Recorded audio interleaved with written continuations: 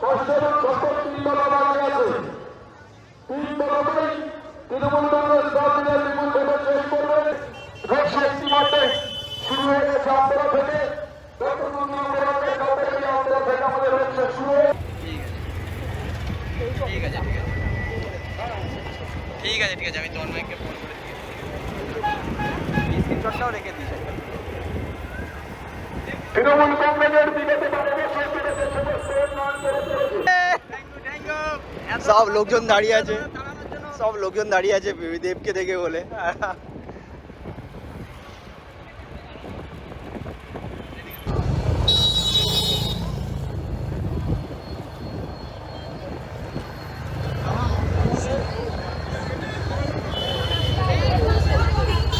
কোন দিকে? সোজা সোজা সোজা।